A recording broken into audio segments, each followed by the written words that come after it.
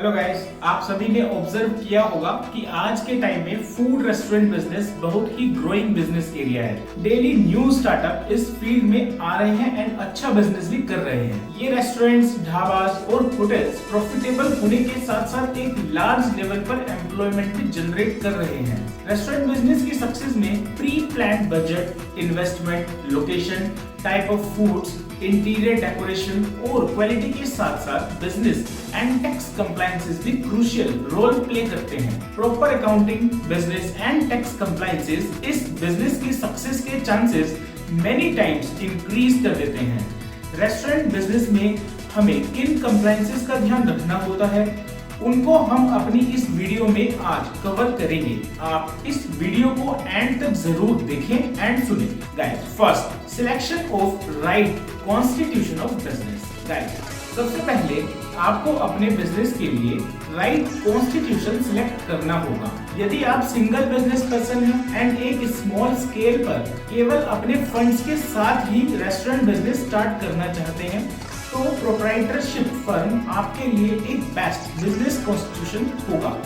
इस type of business में compliances बहुत ही लिमिटेड होते हैं एंड टैक्सेशन भी आपकी इंडिविजुअल स्लैब के अकॉर्डिंग ही रहता है। नाउ, यदि आप 2 पर्सन हैं जो मिलकर एक रेस्टोरेंट बिजनेस स्टार्ट करना चाहते हैं, तो आप पार्टनरशिप फर्म, LLP और प्राइवेट लिमिटेड कंपनी में से किसी भी फॉर्म ऑफ बिजनेस को सिलेक्ट कर सकते हैं।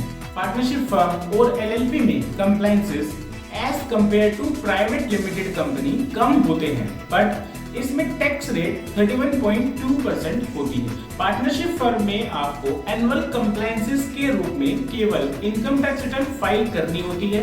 वहीं LLP में एनुअल कंप्लायंसेस में डेजिग्नेटेड पार्टनर KYC और partner KYC, form 8, form 11, ITR etcetera file करना होता है।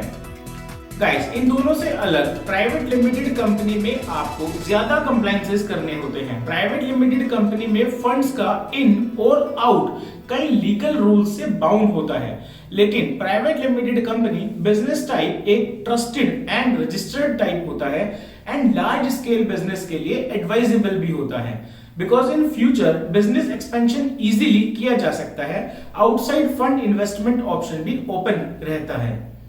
सो गाइस, आप अपनी कन्वीनियंस के अकॉर्डिंग बिजनेस कॉन्स्टिट्यूशन सिलेक्ट कर सकते हैं। रेस्टोरेंट बिजनेस में income tax compliances, company compliances तो कॉन्स्टिट्यूशन के अकॉर्डिंग किए जाते हैं, लेकिन GST कंप्लायंसेस ऑलमोस्ट सभी कॉन्स्टिट्यूशंस में सेम रहते हैं।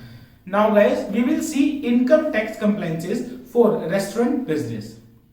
गाइस, यदि आप प्रोप्राइटरशिप फर्म हैं, तो आपको annually income tax return file करनी होगी। ये बिजनेस आपकी इंडिविजुअल इनकम टैक्स रिटर्न में ही शो किया जाएगा। इन केस आपकी एनुअल टर्नओवर 1 करोड़ रुपीस से ज्यादा है, तो आपको अपने अकाउंट्स किसी चार्टर्ड अकाउंटेंट से ऑडिट भी करवाने मैंडेटरी होंगे। इस टाइप ऑफ बिजनेस में income tax rate individual slab rate के अकॉर्डिंग चार्ज किया जाता है। नाउ, यदि आप पार्टनरशिप फर्म हैं, तो भी आपको annual income tax return file करनी होगी, बट क्योंकि पार्टनरशिप फर्म एक सेपरेट लीगल एंटिटी होती है, तो आपको इसकी separate income tax return file करनी होगी एंड इसके अलावा आपको पार्टनर्स की इंडिविजुअल इनकम टैक्स रिटर्न भी फाइल करनी होगी। एनुअल टर्नओवर यहां भी 1 करोड़ से अबव होने पर आपको किसी चार्टर्ड अकाउंटेंट से ऑडिट फाइल करवाना मैंडेटरी होगा। इस टाइप ऑफ बिजनेस में इनकम टैक्स रेट 31.20% होती है। पार्टनरशिप फर्म से मिला allowed remuneration individual income tax return में टैक्सेबल होता है, लेकिन प्रॉफिट इंडिविजुअली टैक्सेबल नहीं होता। इन case of limited liability partnership firm, that is LLP, annually separate income tax return file करना होगा, क्योंकि LLP भी एक सेपरेट लीगल एंटिटी होती है। इसके साथ LLP के पार्टनर्स और डेजिग्नेटेड पार्टनर्स को भी अपनी individual income tax return file करनी होगी। एनुअल टर्नओवर 1 करोड़ से अबव है, तो किसी चार्टर्ड अकाउंटेंट से इनकम टैक्स ऑडिट फाइल करवाना मैंडेटरी होता है।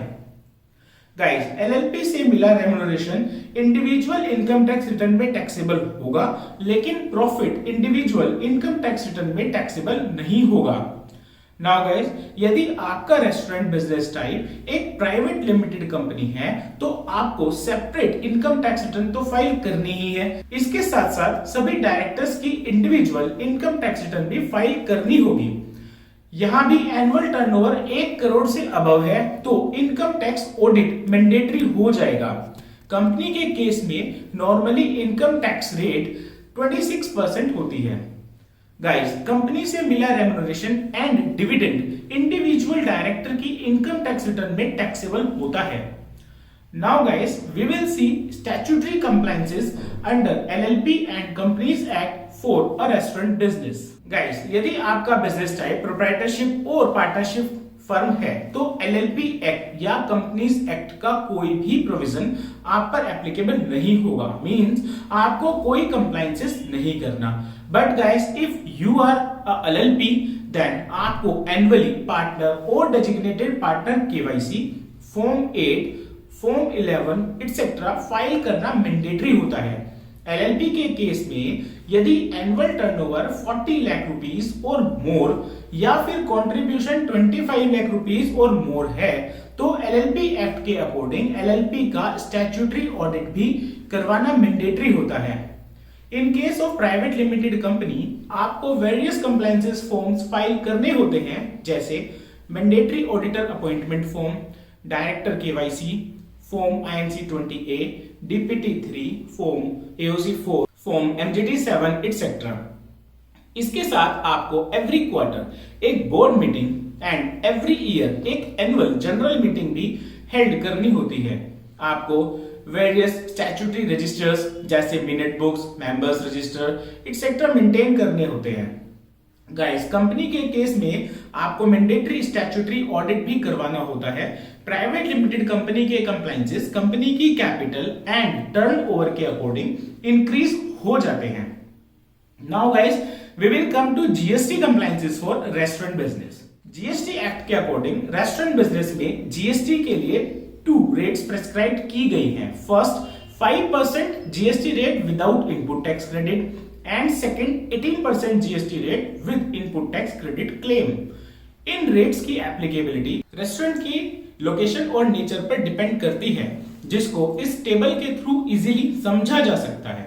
फूड सप्लाइड और catering services by Indian railway और IRCTC के केस में 5% GST rate without ITC claim. Stand alone restaurants including take away 5% GST rate without ITC। Standalone outdoor catering services or food delivery services 5% GST rate without ITC। Restaurant within hotels where room tariff is less than rupees 7,500 then 5% GST rate without ITC। Normal or composite outdoor catering within hotels where rooms tariff is less than rupees 7,500 in that case also 5% GST rate without ITC। Now, restaurants within hotels where room tariff is more than or equal to rupees 7,500, in this case, GST will be 18% with input tax credit claim। Normal or composite outdoor catering within hotels where room tariff is more than or equal to rupees 7,500, in that case also 18% GST rate with input tax credit claim। So guys, इस video में हमने एक restaurant business में किए जाने वाले normal business and tax compliances को discuss किया। आपने देखा कि ये compliances mostly business constitution type पर डिपेंड्स करते हैं। More complex constitution, more complex compliances. We hope कि आपको टॉपिक की डीप अंडरस्टैंडिंग जरूर मिली होगी।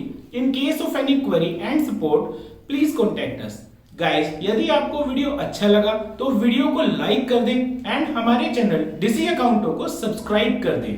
Choose Digi Accounto as your compliance partner as we are accurate, professional and cost effective. Choose Digi, करो compliance easy. Thanks friend, thank you so much for listening.